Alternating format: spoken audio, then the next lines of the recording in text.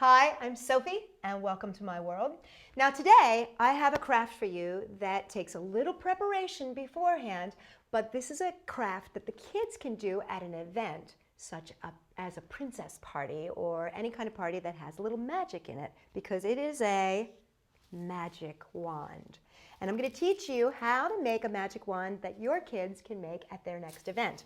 So to do this, you're going to have to do a little bit of preparation. And this is preparation that an adult should do because it does need a glue gun. Okay, so to prepare for this, you are going to need a skewer, just like that.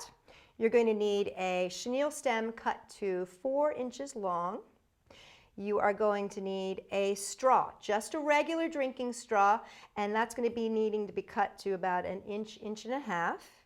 And then you're going to need some sparkle.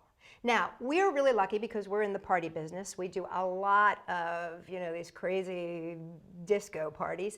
And we use this mylar curtain stuff that we hang up over doorways to make it a really great entrance, right? Well, the thing about it is, by the end of the party, that mylar is everywhere. It's all over the floor. But instead of throwing it away, what we do is we gather it up and we put it in a bag and we use it for our magic wands. Now, you don't have to go out and buy a mylar curtain so that you can make your wand sparkly. You can use any different kind of number of things. You can use ribbon, or you can use yarn, you can use embroidery floss, anything that you find that flows nicely.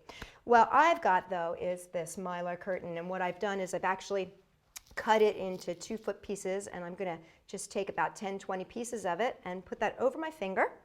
And now I'm going to take my chenille stem, and I'm going to take that little chenille stem and I'm going to replace my finger with it, and what I'm going to do is fold it up and over just like that, and I'm going to seal it by twisting that chenille stem nice and tight, just like that. See that?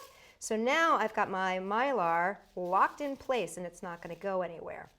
Okay, now what I'm going to do is I'm going to use that glue gun. Now, it is very, very important that you remember glue guns are hot. And when you put the glue on here, keep your fingers as far away from the tip as possible. And make sure that you're putting the glue on that pointy end. Don't put it on the cut end. Put it on that pointy end, because we don't want the pointy end to be left for the children at the party. We never want to have pointy things with kids. Those become dangerous objects very quickly. So I am going to put my glue on here, and I've covered that entire tip there. And now I'm going to let it dry for about 10 seconds. Because this is a straw, and a straw is made out of plastic, and if it gets too close to hot glue, it's going to melt. So now we've had about a 30-second time there, and I'm going to gently put that on.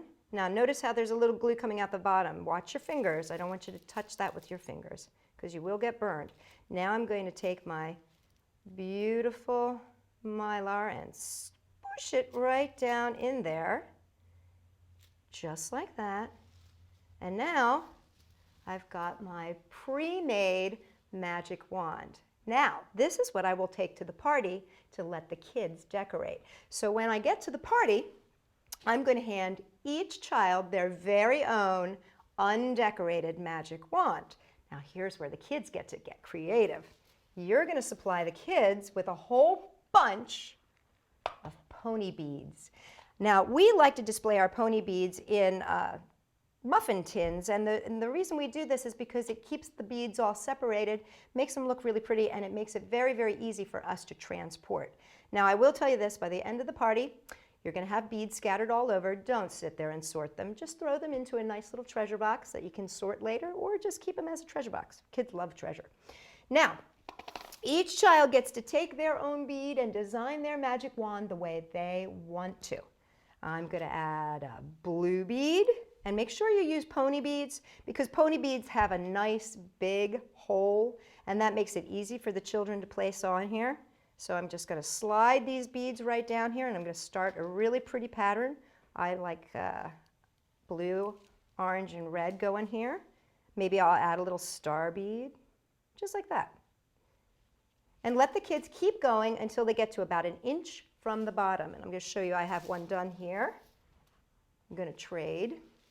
Now this one, let's pretend a little child has beaded and done miraculously beautiful job here.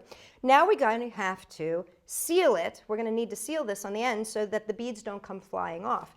Now, if you want to, you can use a rubber band. And the rubber band is easy. You just wrap it around and wrap it around and wrap it around and wrap it around. And you end up with a very nice stopper for those beads, and they're not going to go anywhere. But to add an extra little bit of flair, you may want to use a sticker at the bottom.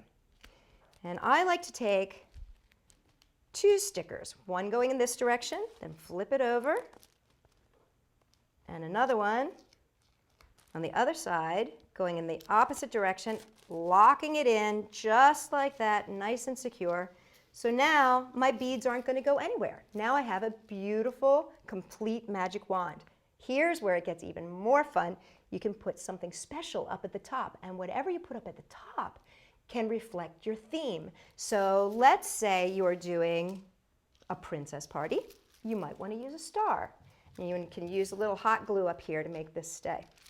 Or maybe you're going to do a fairy party. If you're doing a fairy party, maybe you want to use beautiful little flowers. Or are you doing a mermaid party? Then you can do a seashell. Isn't that pretty? And last but not least, I want to show you this one. This has silky ribbons. Remember I said that you don't have to use that mylar. Here's some silky ribbons that we happen to have left over. And the last but not least is here. This is the puffy ball one. I happen to like this one a lot because it's kind of sparkly and fun and silly. So those are some magic wands that you can make at your next event. I just can't wait to see what you're going to create. So come and visit us again at sophie-world.com for more fun ideas to do at birthday parties. See ya!